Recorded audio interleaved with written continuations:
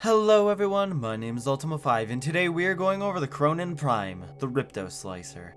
Kronen Prime is a Prime version of Kronen and was released alongside Tiburon Prime and Zephyr Prime. In order to obtain Kronen Prime, one must open a variety of relics that contain the blueprint, 2 handles, and 2 blades in order to make it at the foundry.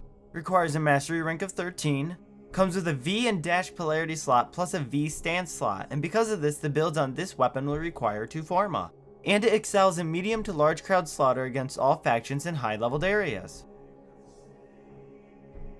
The Kronen Prime has a few buffs when compared to the original Kronen in different areas. These stats would be higher base damage, higher critical chance, higher critical multiplier, higher status chance, and a faster attack speed. Advantages for the weapon would be that it has a high critical chance, a very high status chance, a very fast attack speed, and while equipped, the weapon grants a 10% boost to bullet jump velocity. Disadvantages, however, for the weapon would be that it has low impact and puncture damage.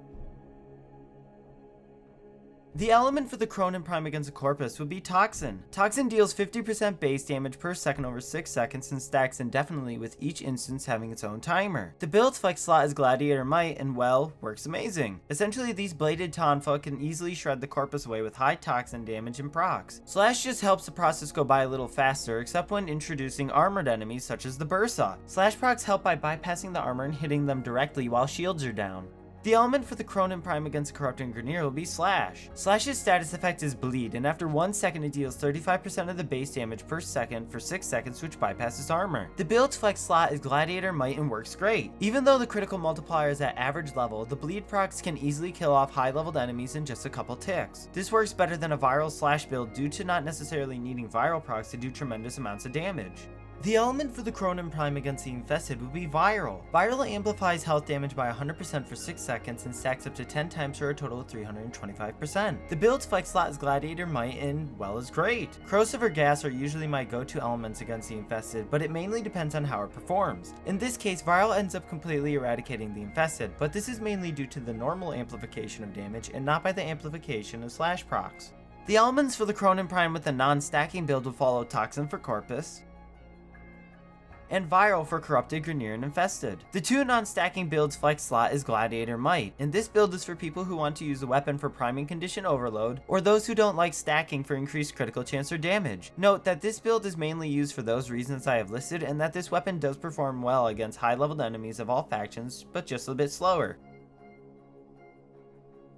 Non-smite builds. If one doesn't like to use faction mods in their builds, then one can adjust their builds to still do well into late game. For Corpus, one would replace Prime Smite Corpus with Virulent Scourge and Weeping Wounds with Sacrificial Steel. And for Corrupting Grineer, one would replace Prime Smite Grineer Corrupted with Vicious Frost and Weeping Wounds with Fever Strike. Smite mods, in place of their primed counterparts if you don't have them.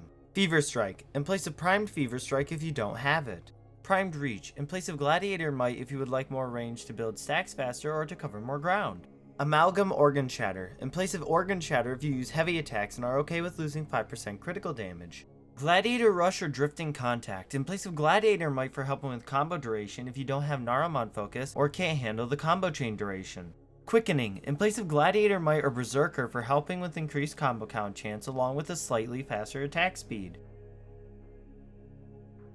There are several ways to enhance critical stats and damage for this weapon. For instance, for damage, Rhino's Roar, Valkyrie's Warcry which bolsters attack speed in turn increasing DPS, Nova's Molecular Prime which makes all sources of damage increase by 100% against primed enemies, Mirage's Eclipse makes with her Hall of Mirrors as a massive damage bonus during the day or in light, Saren's Toxic Lash makes with her Spores abilities, Equinox's Rest and Rage in day form makes targets more vulnerable to damage, and Volt's Speed which bolsters attack speed, in turn increasing DPS. For critical stats, Harrow's Covenant can add up to 50% critical chance and 200% on headshots. The Adarza Kavat with Cat's Eye can give a 60% critical chance boost, and Smita Kavat with Charm can give a 200% crit chance. Arcane Fury. Upon critical hit, 60% chance for 180% melee damage and melee weapons for 18 seconds. Arcane Blade Charger. On primary weapon kill, 30% chance for 300% melee damage for 12 seconds. Arcane Strike. On hit, 15% chance for 60% attack speed and melee weapons for 18 seconds.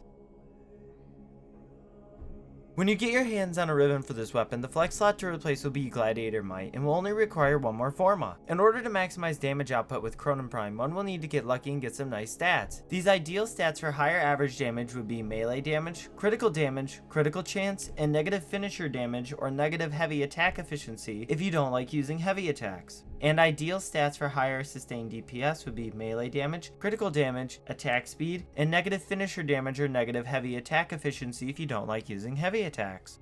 Thanks for watching. If you want to see more guides on Warframe, please click the like and sub buttons to let me know. And as per usual, I will see you guys in the next video. Goodbye.